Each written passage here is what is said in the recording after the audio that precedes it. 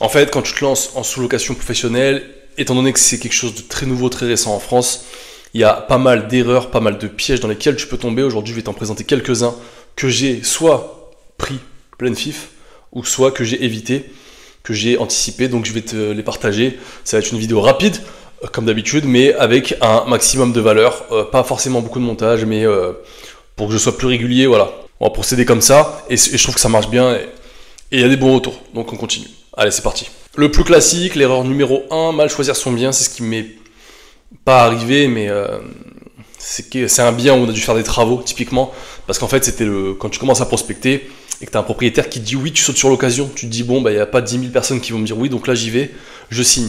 Tu signes ton bien, t'attends d'avoir tes premières résas, etc. Et des fois tu te dis ok, bon, c'est pas aussi rentable que ce que je pensais, ok, bon, il y a des remarques qui viennent pour, par exemple, la salle de bain, ok, j'ai des remarques sur le salon, le parquet il est à refaire, etc. Tu t'appelles la proprio, c'est ce que j'ai fait, j'ai dit on arrête, l'appartement il est trop vétuste, j'ai trop de mauvais retours. Soit la propriétaire, option numéro 1, elle te dit bon ok, rendez l'appart, tu rends. Option numéro 2, ce qui m'est arrivé, si vous voulez on fait des travaux, et je paye, enfin il y a une organisation à faire, voilà, moi je paye admettons le loyer, le temps que c'est vide, elle paye les travaux, enfin il y a un truc à faire.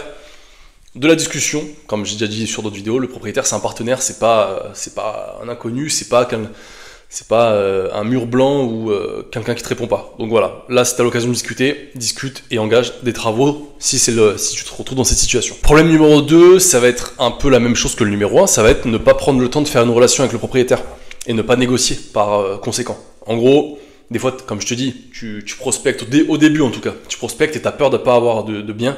Du coup, souvent, tu sautes sur les occasions et tu sautes sur les opportunités, mais tu oublies de négocier le loyer, la caution, les meubles, l'internet, peut-être l'électricité, toutes ces choses-là, tout est négociable. Et des fois, en te précipitant, en te disant bon, j'aurai pas d'autres propriétaires, tu t'acceptes des conditions qui sont parfois limite acceptables et tu te dis bon bah il prend 3 mois de caution, bon bah ok, de toute façon, non, impose ton style, impose surtout les conditions, et les conditions elles sont réelles, c'est factuel. Impose ce que tu vas faire, ce que tu apportes, la valeur que tu apportes au logement, l'entretien, toutes ces choses-là. Ne saute pas les deux pieds joints dans des apparts sans avoir certaines certitudes ou au moins certaines conditions qui sont avantageuses pour toi. Ouais, le troisième point, négliger les assurances. Évidemment, moi je vous conseille de se faire assurer, donc il y a plusieurs, en tout cas dans ma formation, les gens que j'accompagne, je leur donne un contact, un réseau, pour directement assurer le bien. Voilà, c'est une manip très simple et qui te couvre de nombreux soucis, fuite d'eau, vol, casse, etc. C'est des choses que tu vas retrouver sur la location courte durée. Dans tous les cas, ça t'arrivera. Booking, ils sont très mauvais. Airbnb, il y a le air cover, donc en général, il n'y a pas de souci, mais assure-toi, assure tes logements, sois pro, tout ce qu'il faut. Erreur numéro 4. Et avant-dernière erreur, vouloir tout faire soi-même. Ah, il y a un souci de fuite de l'évier, je vais essayer de le faire. Des fois ça marche. Bien sûr, au début, quand tu as 1, 2, 3, 4 biens, ça va. Mais quand tu commences à accumuler, et si même tu as des objectifs bien plus grands de 20, 30, 50, 100 biens, je sais pas quels sont les objectifs, tu pourras pas tout faire toi-même. Tu pourras pas dire le placo est cassé, je le refais. Ça, je le refais lundi. Non. Parce que tu peux pas t'inventer 14 métiers. Toi, ton métier, c'est pas l'opérationnel. À part si tu choisis ça. Mais là, tu as des journées de 24 heures, tu peux pas tout faire. Voilà, donc ça, essaye le plus tôt possible de déléguer. Ne fais pas les check-in, mets des boîtes à clés. Ne fais pas le ménage, recrute des gens de confiance, tout simplement. Ça, c'est que du temps et de la relation avec les gens. La cinquième et dernière erreur, sous-estimer les imprévus. Il y en a toutes les semaines, il y en a tous les jours, possiblement.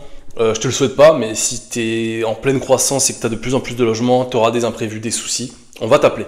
Donc ça, c'est quelque chose à prendre en compte. Évidemment, le jeu, c'est d'anticiper le plus possible. En fait, c'est des échecs, en fait. D'anticiper, d'avoir 3 coups d'avance sur tous les problèmes palliables. Si tu peux pallier, fais-le maintenant. N'attends pas, surtout quand ça coûte pas cher. Exemple, tu as une télé qui fonctionne pas depuis 3 mois, tu la changes. T'attends pas qu'on te dise au bout de 14 mauvais commentaires, pas de télé, de la changer. Change-la. Quand tu as ça m'est arrivé. Quand tu as une machine à laver qui... en fait, il y avait une mauvaise évacuation des eaux. On a eu des cafards qui sont remontés par les évacuations. On m'a appelé, parce que je connaissais pas du tout le souci des cafards, on m'a appelé pour me dire qu'il y a un cafard. J'ai fait bon. 3 mois après, il y avait des cafards partout. Donc il faut prendre les problèmes à la source. Faut pas attendre. Voilà, donc ça c'est le 5e conseil. Anticipe les imprévus, tout simplement. Au mieux, en tout cas. Voilà, en tout cas pour cette vidéo, c'est tout. C'était les 5 erreurs. Évidemment, tu auras plein de soucis différents, du plus grave au plus léger. Je te souhaite pour toi que tu en aies des plus légers. Je suis pas un vendeur de rêve, hein. Je vais pas te dire lance-toi dans la sous-location ou lance-toi dans l'immobilier, il n'y aura jamais de problème, c'est parfait. Non, tu auras des soucis. C'est limite très intéressant pour apprendre. Et derrière, quand tu as cette carapace et cette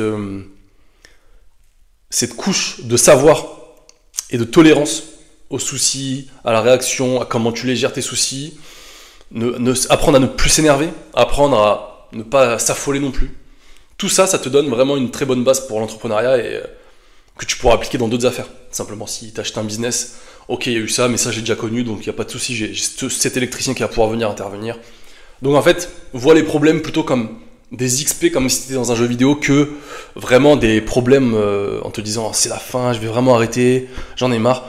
Ça sert à rien parce que ça n'avance pas et tu te ronches et tu te mines tout seul de ce que tu fais. Donc voilà, si tu veux vraiment te lancer, comme je dis, premier lien dans la description.